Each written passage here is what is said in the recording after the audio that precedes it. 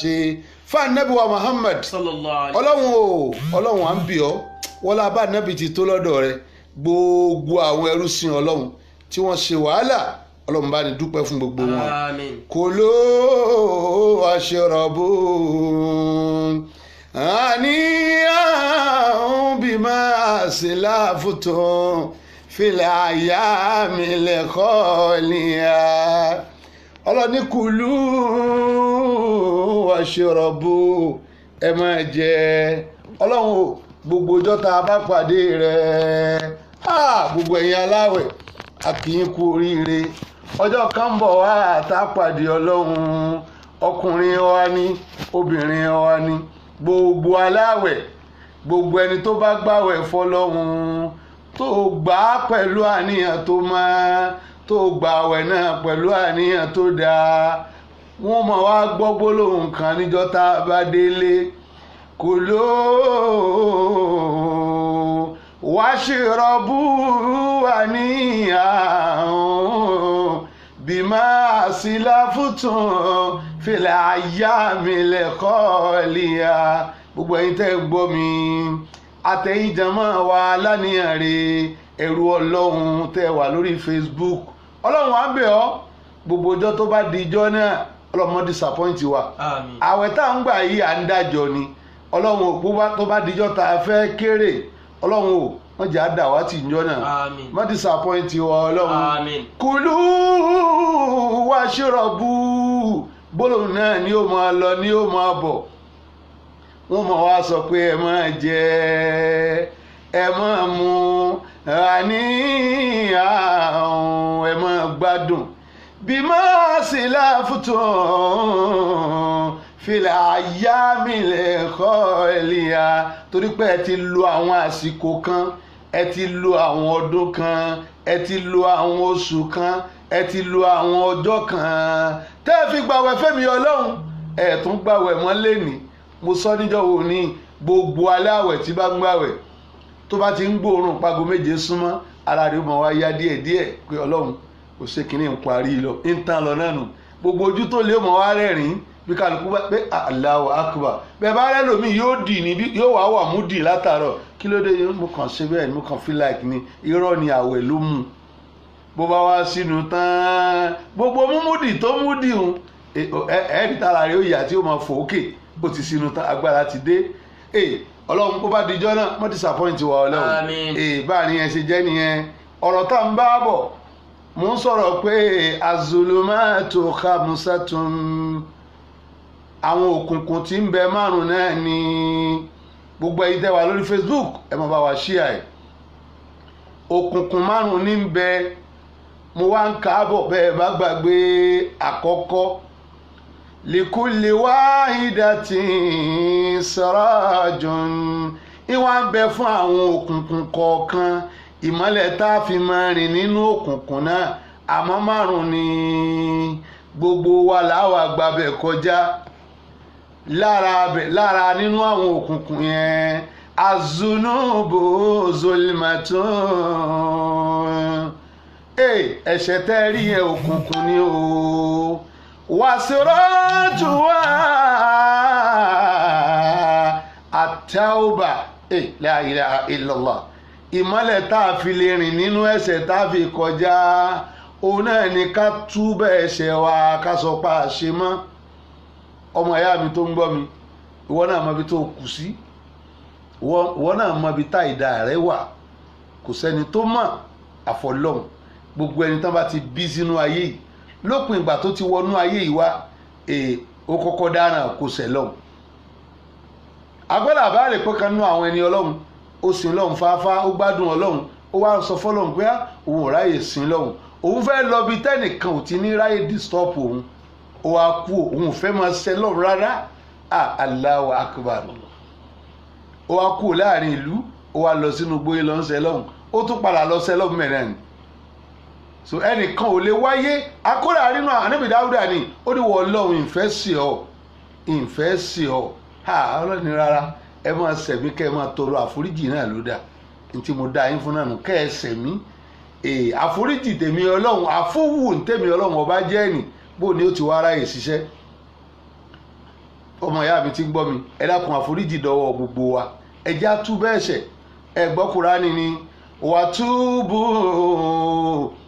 wàtúbù ilallahi jami'an ayyuhal mu'minun la'allakum tuflihun túbù ilallahi jami'an kí ni ń jẹ́ túbù kí ni ń jẹ́ tauba kí ni ń jẹ́ ká tọrọ àforíjì lọ́dọ̀ Ọlọ́run ó náà ni anadamu alama fata anadamu alama mọ́dọ̀ alama fàálìnà ká sunkún sínú kìí ṣe pé mo kà Ọlọ́run foríjì mi lásán kọ́ rárá ká sunkún sínú pé Ọlọ́run o ká bànújẹ́ lórí aburú tá a ṣe kìí ṣe èyí tá à ń ṣe tá a fi ń fẹlá ká bànújẹ́ káyé náà mọ̀ pé kí ló ń ṣe wá nǹkan kan ló ṣẹlẹ̀ wọ́n bà mí nú jẹ́ pé ó ṣe jẹ́ mi ni mo wúrú wà yìí kéèyàn banújẹ́ lórí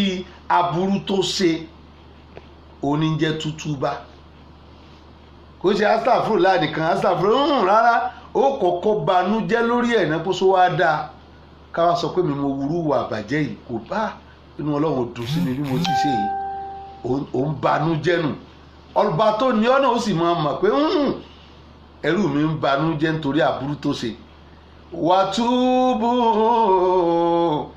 ilallahi jami'an ká tọrọ àforíjì lórí àìdá tá a ṣe ká sọ fọ́lọ́run pa ní padà mọ́ lára èso tí ń bẹ lára àforíjì bẹ́rù bá tọrọ àforíjì lọ́dọ̀ Ọlọ́run tó túbá pé wọ́n Ọlọ́run ìní padà débẹ̀ mọ́ o tó bá ti wí bẹ́ẹ̀ ara àwọn èso tí ń bẹ fáforíjì òun náà ni pé àwa Ọlọ́run wà kún ọ kíkún Ọlọ́run ó dé béèyàn bá ń tọrọ àforíjì púpọ̀ wọ́n tó ń gbọ́ mi lálẹ́ yìí dákun má foríjì mọ́nú àlámọ̀rí rẹ kódà anábì gan sallallahu alayhi wa sallam anábì ní lójúmọ́ òun ò lè mọ́ tọrọ àforíjì oṣù tá a wà yìí anábì wa Muhammad sọ fún wa ó ní mẹ́wàá àkọ́kọ́ ìkẹ́ lọ́lọ́run fi ṣe fún wa mẹ́wàá ẹlẹ́ẹ̀kejì tá ń lọ nínú ẹ̀ lọ́wọ́ yìí Allahu akbar mẹ́wàá náà wọ́n tún wá fi ṣe kí ni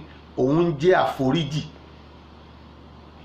àmọ́ foríjì àmọ́ wá foríjì lọ́dọ̀ Ọlọ́run mẹ́wàá èyí tó parí nì òun ni wọ́n fi fún wa ní físà pé àforíjì tẹ́ ẹ tọrọ òun gbogbo ẹ̀ṣẹ̀ tẹ́ ẹ ṣẹ̀ gbogbo ìgbìyànjú tẹ́ ẹ ṣe gbogbo alápáǹtètè tẹ́ ẹ ṣe síwájú èmi Ọlọ́run físà rẹ̀ ní Allahu akbar kabira wàtúbù ilallahi jami'an ayyuhal mu'minun gbogbo onígbàgbọ́ òdodo kìí ṣe mùsùlùmí lọ́lọ́run dákọ̀ o àwọn onígbàgbọ́ òdodo àmọ́ àkọ́kọ́ kọjá lọ́dọ̀ mùsùlùmí náà kíláàsì kan ni gbogbo ẹni tí ó di mùmínì yóò jẹ́ mùsùlùmí ẹ dákun ẹja nígbàgbọ́ tán yányán ẹja fún Ọlọ́run ní total submission mo sọ lánàá mo ní ẹ̀mí rẹ̀ òun ló pàtàkì kì í ṣe bọ́dì tá à ń tọ́jú kì í sara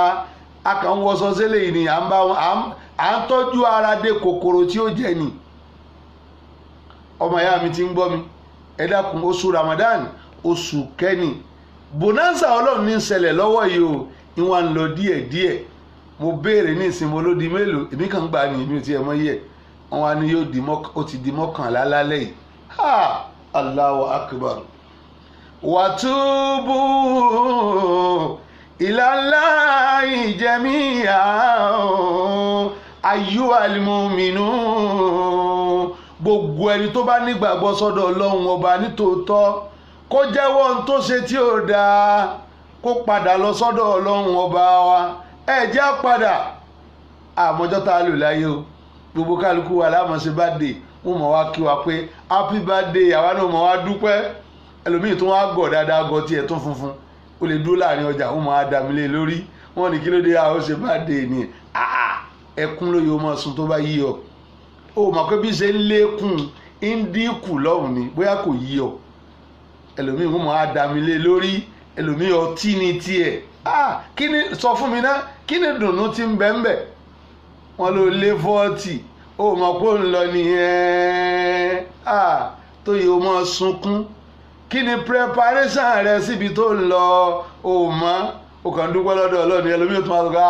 mo fẹ́ ṣe patí yẹn mo fẹ́ jẹ́ kó blue dáadáa mo fẹ́ lọ lo ọ́ọ̀lù kan torí pé ṣe bá dé ọjọ́ òkú ní súnmọ́rùn èmi àti ẹ tá à ń dáwọ́ lóṣooṣù tá à ń retí pé tó bá ti dóṣù mẹ́ẹ̀kọ́ la wà yìí àmọ́ wá retí pé inshallah á gbowó oṣù ó yá rántí pé kan ni wọ́n gbà lẹ́yìn wa tí wọ́n kó fáwọn fámìlì wa à á ṣiṣẹ́ kan kalẹ̀ tá à ní gbowó ẹ̀ wàtúbù bàbá màmá àbúrò mi ẹ̀gbọ́n mi àǹtí mi tẹ́ ń gbọ́ mi nílé ẹ jẹ́ á padà lọ sọ́dọ̀ Ọlọ́run ọba Ọlọ́run sọ fún ànábì wa Muhammad ànábì Ọlọ́run sọ fún ànábì pé kullu bani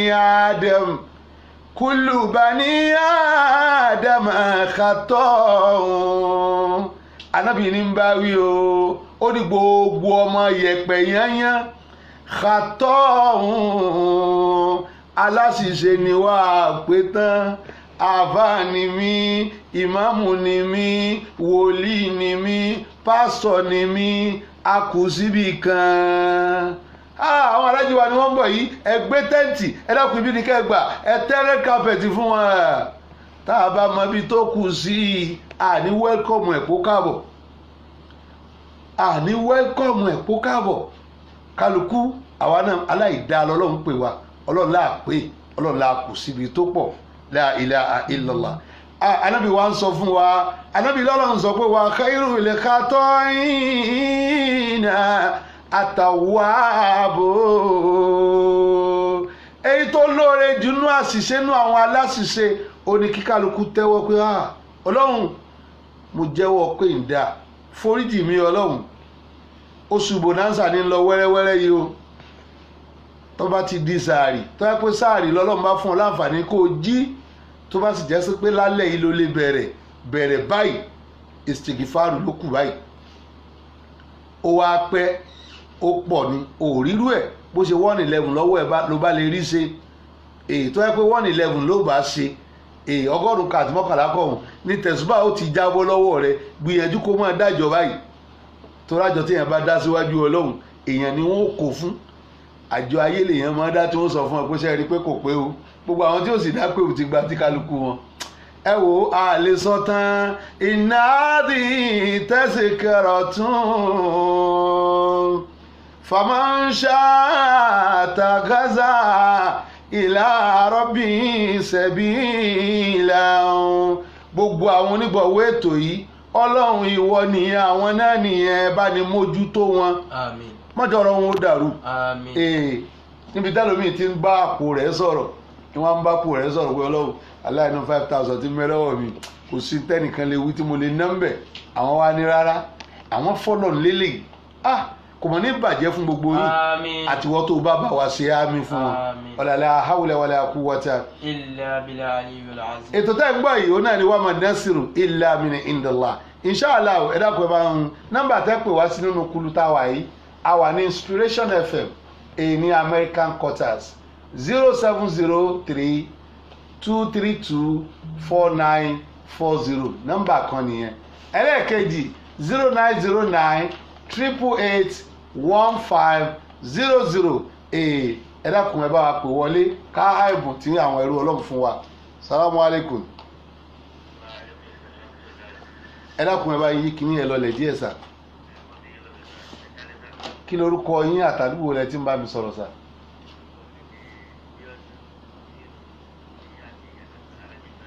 Bíọ́dún Muhammad Nafiu torí pé yìí ni first caller ṣẹlẹ̀ wá bí lọ́la wá gbaṣọ ọdún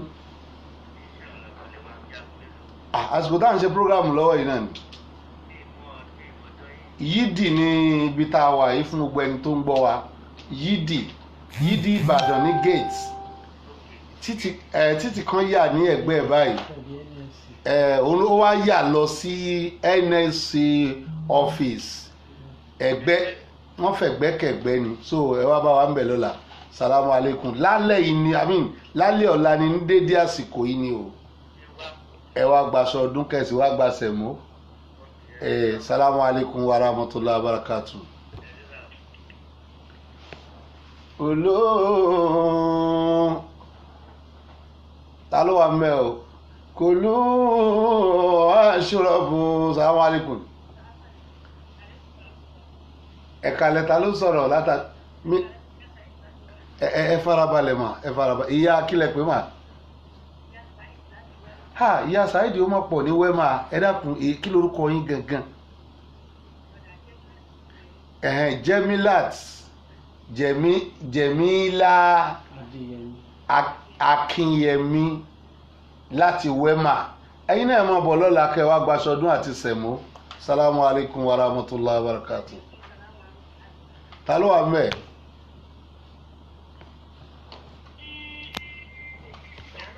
Alaikum salam wa rahmatullahi wa barakatuh. Ta ló ń bá mi sọ̀rọ̀? Mrs. Ajani Kudrat láti ṣẹ́lẹ̀ wábì lọ́la lálẹ́ ọ̀la.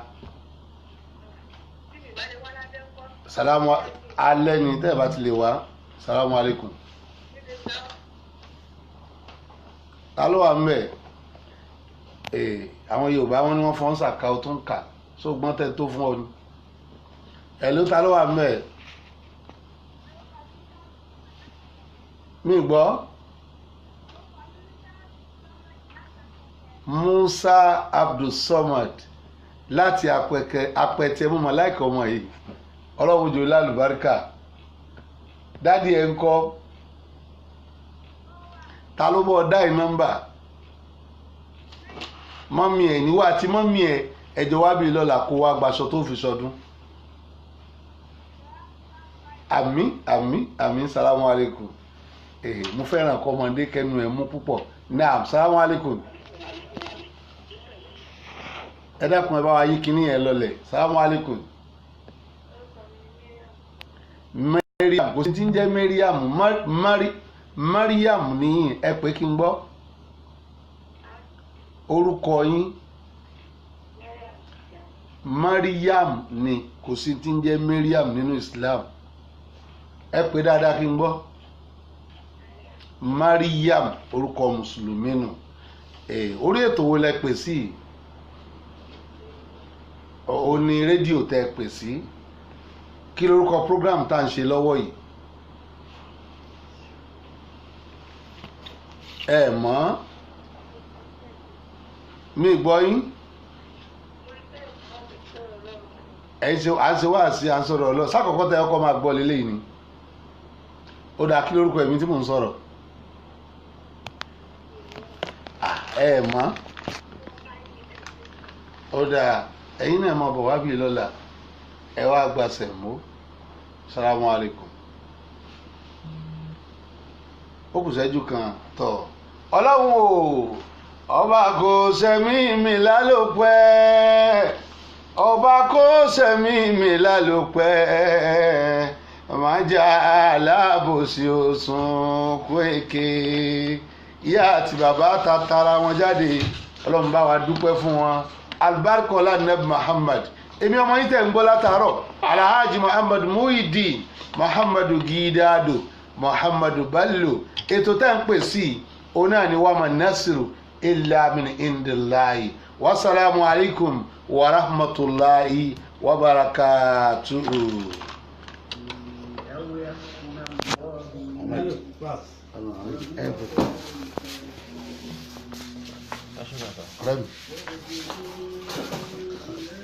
Allahu Akbar. Bàbá wa Dayọ̀ Adéwùmí, Ọlọ́run ṣoore ìdùnnú fún yín. Bàbá wa Dayọ̀ Adéwùmí, jazakumullahu khairan. Allahu Akbar. Ọlọ́run pẹ̀lú yín o. Olúlọ́yọ̀ Adéọlá ìyá mi, èwo lẹ ṣiṣẹ́ wa ókè. Ọlọ́run ṣoore ìdùnnú fún yín. Albarkola al-Qur'anul azim. Wa billahi olùsàn ní parẹ́ o. Ọlọ́run san yín lẹ́san rẹ̀. Ọmọ Muritala aya Muritala ní dààmú láyé yín. Abdulateef Káyọ̀dé àánú Ọlọ́run yóò máa wà pẹ̀lú yín. Ọ̀rẹ́ mi dáadáa nìyẹn. Olólùfẹ́ mi àtàtà. Allahu Akbar. Ojú òní tìyẹn o. Bọ́láńlé Àrẹ̀mú ẹ káàbọ̀ sórí ètò. Àánú Ọlọ́run yóò máa pẹ̀lú wa. alájà wa Títí Ọláìtàn àṣírí yín ò ní tú o. alájà wa Títílayọ̀ Ọláìtàn àṣírí yín ò ní tú. alájà wa Títílayọ̀ Ọláìtàn àṣírí yín ò ní tú o. alibarika ọlá Al-Qur'an lazim. alájà wa Kudus Badurudeen ọlọ́run ò ní tú náà àṣírí yín ọlá agbára ọlọ́run. alájà wa Sàmọ́dù Awóbàjò bàbá dáadáa àṣírí yín ò mọ̀ ní tú. bí ò bá yàtọ̀ fún yín yóò tún wá dáa jù báyìí lọ. Moshood Ọlálékan ọlọ́run ní túnú àṣírí yín yóò bá ní kẹ́ àwọn tó bí yín ọlá Muhammadun Rasulullah ọlá àwọn ẹni rẹ̀. Bọ́lá Ṣówẹ̀mímọ́ ọlọ́run ní túnú àṣírí yín o. Jazakumullahu khairan ọmọ tó kẹ́ Maryam Ṣódérù àánú ọlọ́run yóò máa wà pẹ̀lú yín àṣírí yín ò ní tú o. ẹ ṣé gan ọmọ Muritala ọlọ́run ní túnú àṣírí yín o. ọmọ Ànábì sallallahu alayhi wa sallam Abbas Najimudeen òní èèyàn mi dáadáa láti ìlú Ẹ̀pẹ́ ọlọ́run san yín lẹ́san rẹ̀ ọlọ́run ní túnú àṣírí yín. insha Allahu akbar Ọlábísí Bello Olùsàn ìyá àbèjì nìyẹn àánú ọlọ́run yóò máa wà pẹ̀lú yín ẹ̀ ní dààmú ọlá Muhammadun Rasulullah ọlá la ilaha illallah ọlá agbára ọlọ́run. alájì wa Sàmọ́dù ọlọ́run san yín lẹ́san rẹ̀. bàbá Adáyọ̀ Adéwùmí ọlọ́run wọlé ànẹ́bí lọ́dọ̀ ọlọ́run àlékún àláfíà ara èyí tó nara tán ọlọ́run bá mi ṣe fún yín. àláfíà ara èyí tó nara tán ọlọ́run bá ní ṣe fún yín o. Olúwatọ̀mí wá olóríire ọlọ́run ní ṣe wá lórí ibú àṣírí yín ò ní tú o. gbogbo ẹ̀yin tẹ̀sán àdéhùn pé ẹ bá wa dá sí Ramadan ń tán lọ o. tó bá ti tán kò ní ìmọ̀ o. àǹfààní tó fẹ́ jẹ́ mbẹ̀ ò rí jẹ mọ́ nìyẹn. gbogbo ẹ̀yin tẹ̀ ti bá wa dá sí ilẹ̀kùn àánú ọlọ́run ní tì mọ́ yín o. Apelox Larry bàbá àbèjì ìdílé yín ọlọ́run ní ju òkò bànújẹ́ sínú ilé yín. Apelox Larry àánú ọlọ́run máa wà pẹ̀lú yín o ọlá Al-Qur'anul Lazim. alájà wa Títí Ọláìtàn ojú òní tì yín o. gbogbo ń tẹ́ bá dáwọ́lé ẹ̀ ní ṣàṣetì ọlá Muhammadun Rasulullah ọlá agbára ọlọ́run. bó ṣe rí nìyẹn gbogbo ẹ̀yin tẹ́ ti bá wa dá sí ilẹ̀kùn àánú ọlọ́run tó ṣí fún yín ọlọ́run ní díò tí o. Rama West ẹ ṣé gan. alájà wa Kọ̀díjà Títílọpẹ́ ẹ káàbọ̀ sórí ètò ọlọ́run bá ní kẹ́ àwọn tó bí yín yóò bá ní kẹ́ dádì yóò bá ní kẹ́ bàbá wa Imam ọlọ́run bá ní kẹ́ bàbá wa Imam ọlọ́run bá ní kẹ́ bàbá wa Imam ọlá Muhammadun Rasulullah. alájà wa Rashida Ọláwùmí àánú ọlọ́run yóò máa bẹ pẹ̀lú yín o. Jazakumullahu khairan. alájà wa Aminat ọlọ́run ní ṣọlá ọlọ́run ní padà lẹ́yìn yín o. àlékún àánú ọlọ́run tó máa bẹ pẹ̀lú yín ọlá Muhammadun Rasulullah. Zainabu Kitade ẹ ṣé gan látàbí jan ọlọ́run san yín lẹ́san rẹ̀. gbogbo ẹ̀yin tẹ́ ti bá wa dá sí ọlọ́run wọlá Al-Qur'anul Lazim ọlọ́run ò yóò tún mọ ṣàlékún gbígbàdúrà fún yín. gbogbo ẹ̀yin tẹ́ ti bá wa dá sí tọ́lọ́run ilẹ̀kùn àánú ọlọ́run ní tì mọ́ yín ọlá Muhammadun Rasulullah ní òwá ní tù. bí ó bá yàtọ̀ fún yín yóò tún dáa jù báyìí lọ. Wabillahi Olùsàn ọlọ́run ní tilẹ̀kùn àánú mọ́ yín o. ilẹ̀kùn àánú ọlọ́run ní tì mọ́ yín ọlá Al-Qur'anul Lazim. mo yọ sọ́rẹ̀ ájíà ọlọ́run pẹ̀lú yín ọlá Muhammadun Rasulullah. alájà wa Rahmat ń kọ́ ẹ bá mi kí wọn o. ẹni mo láṣìírí wọn ò ní tú o. Àbíkẹ́ Muibat Jazakillahu khairan. gbogbo yín tẹ́ wà lórí ètò ẹ bá wa ṣíà wá sí i ẹ bá wa ṣíà ẹ ọlọ́run wọlá Ànábì lọ́dọ̀ ọlọ́run yóò tún dáa fún wa jù báyìí lọ. oṣù tá a wà yìí oṣù àforíjì ni. àsìkò tá a wà yìí àsìkò àforíjì ni. ẹ dákun ẹ jẹ́ á máa tọrọ àforíjì. ẹ jẹ́ á máa gbìyànjú tá a bá jókòó a bá nàró a bá wà nínú mọ́tò a bá ń drive lọ gbólóhùn istighfar ẹjọ́ pọ̀ kó máa jáde lẹ́nu wa. àmín. ìyá àbèjì lọ́lọ́run bá ní mójútó mi. amina amina Wiqayatullahi khairun abinati amudo afati binaduri wa anali minale otumi. ọlọ́run wọlé alẹ́bí lọ́dọ̀ lẹ́ṣin ìyá àbèjì ọlọ́run bá ní mójútó gbogbo ẹ̀yin jàmáà wa. àmójútó ọlọ́run yóò máa bá gbogbo ẹ̀yin onígbọ̀wọ́ wa. ẹ̀yin onígbọ̀wọ́ ètò Islam tẹ́ gbìyànjú tẹ́ náwó nára tẹ́ dá òtún ọlọ́run mọ́ wa lára. ọlọ́run wọlé ànábì kò ní túnà àṣírí yín albarkola Al-Qur'anul Lazim. Bismillahir Rahmanir Rahim. Wa huwa Allahu alladhi la ilaha illa hu alimul ghaibi wash shahadati huwa Rahmanur Rahim. وهو الله الذي لا إله إلا هو الملك القدوس السلام المؤمن المهيمن العزيز الجبار المتكبر سبحان الله عما يشركون هو الله الخالق البارئ المصور له الأسماء الحسنى يسبح له ما في السماوات والأرض هو العزيز الحكيم. ọlọ́run wọlé àyà mẹ́tẹ̀ẹ̀ta yìí gbogbo ẹ̀yin jàmáà wa lẹ́ẹ̀kan sí tẹ́ ẹ bá wa ṣètò bá a ṣe ń ṣe wá sí ètò ẹ̀dá sí tọ́lọ́hún tá à ń fáwọn èèyàn lẹ́bùn yìí tá à ń fáwọn èèyàn láṣọ ọlọ́run mọ́jọ́ ọ̀rọ̀ yín ó dàrú mọ́jọ́ ọ̀rọ̀ yín ó dàrú Apex Fabric mọ́jọ́ ọ̀rọ̀ yín ó dàrú Apex ló kaṣọ fún wa ó ní 30 days níbẹ̀ nù Ramadan ẹgbà aṣọ 30 alájì ẹ máa ha fáwọn èèyàn mọ́jọ́ ọ̀rọ̀ Apex ó dàrú alibarikola Al-Qur'anul Azim àti gbogbo wa lápapọ̀ ọlọ́run ṣíjú àánú wò wá o gbogbo ẹ̀yin tẹ́ ṣàdéhùn pé ẹ fẹ́ bá wa dá sí ń tán lọ ó di 11 lẹ́nìí bó bá ti tán kò ní ìwọ̀n gbogbo ẹ̀yin tẹ́ ti wá bá wa dá sí abúmọ̀ ìṣúná ọlọ́run bá ní dúpẹ́ fún yín o Alhaji wa Kudus ọlọ́run bá ní dúpẹ́ fún yín o Alhaji wa Moshood Ọlálékan ọlọ́run bá ní dúpẹ́ fún yín o Wabilahi Olùsàn èèyàn tèmi gangan ọlọ́run bá ní dúpẹ́ fún yín o Alhaji wa Samadu ọlọ́run mọ́ tilẹ̀kùn àánú mọ́ yín bàbá mi dáadáa bàbá mi onílé mi ní parẹ́ ọlá Muhammadun Rasulullah gbogbo ẹ̀yin ìyá ẹ rí i pé mo specialize àwọn bàbá yẹn ó ní reason bàbá wa Dayọ̀ Adéwùmí àwọn bàbá wa lórí ètò yìí nìyẹn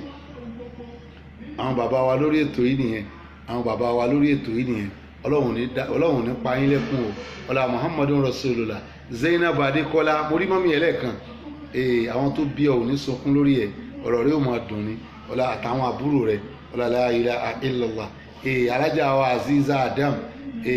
Azizat Adams ìyá wa Rahmatulahi alájà wa Mọ́tókẹ́ gbogbo yín látòkèdélé alájà wa Kọ̀díjà títí lọ́pẹ́ alájà wa Kọ̀díjà Adéyí alájà wa Kọ̀díjà láti Kaduna gbogbo ẹ̀yin ìyá wa tẹ́ wà lórí ètò yìí tẹ́ ń ṣe gudugudu méje Sùlíyà Tèmítọ́pẹ́ Jazakillahu khairan tẹ́ ń ṣe gudugudu méje yàyà mẹ́fà ọ̀rọ̀ yín ọlọ́mọdé ó dàrú Bọ́lá Sówóẹ̀mí má ní sunkún lórí àwọn ọmọ yín o ní sunkún lórí àwọn ọmọ yín wàhálà tẹ́ ẹ bá ṣe ẹni ẹlẹ́ni ò ní jẹ́ Adéjọkẹ́ Adékọ́lá ọlọ́run san yín lẹ́san rẹ̀ ọ̀rọ̀ yín ò ní dàrú Zainab Òkètadé ojú ò ní tì yín Olúnlọ́yọ̀ Adéọlá Àbíbá bí ó bá yàtọ̀ fún yín yóò tún wá dáa jù báyìí lọ Apelox Larry ẹ bá ń kíyà àbèjì ẹni wọ́n káre o ẹni mo ní wọ́n káre àárí wọn o a sì yàn wọ́n lóyè ni àṣẹ bí wọ́n bá wa ṣiṣẹ́ ni òun la fi fún wọn lóyè ẹni wọ́n káre o